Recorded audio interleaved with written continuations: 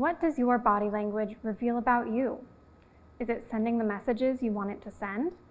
Watch this Tero Tips video for insight into the power of nonverbal communication.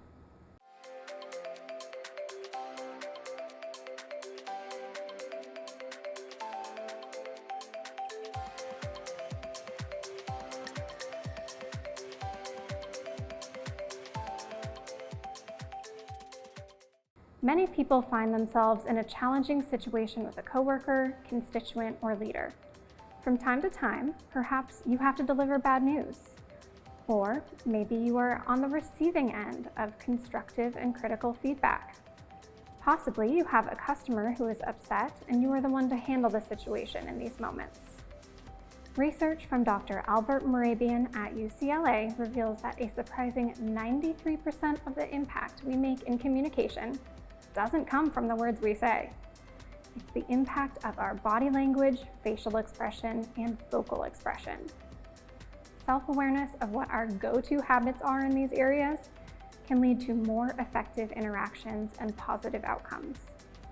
Whether we are perceived as assertive, passive, passive-aggressive, or aggressive depends on how we conduct ourselves with regard to these nonverbal behaviors. For example, consider eye contact when faced with a difficult customer or employee. Someone who is perceived as passive will often have minimal eye contact and look down.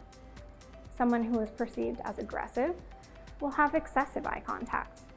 Passive-aggressive behavior will have minimal eye contact and also look away. A person who makes sustained eye-to-eye contact with appropriate pauses is perceived as assertive and trustworthy. Let's look at another part of our body language, our movement and posture. Think about the last time you were feeling uncomfortable during a discussion. Did you find yourself fidgeting, holding your arms, or physically shrinking? If so, you may have been perceived as passive or passive-aggressive by others.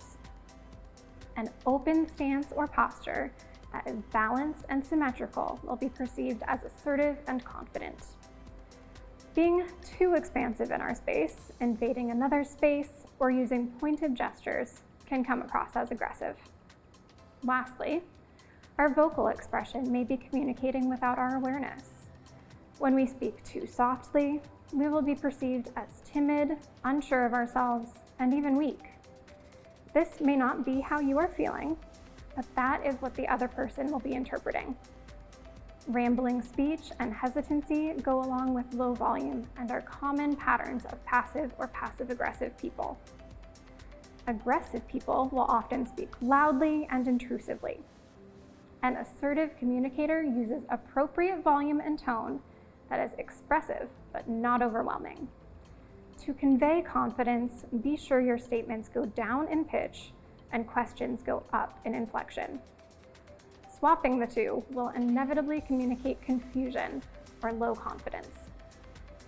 Do an audit on your habits of behavior. Ask others to give you feedback the next time you are in a meeting together. When we understand our body language habits, we can better control the perceptions others hold of us.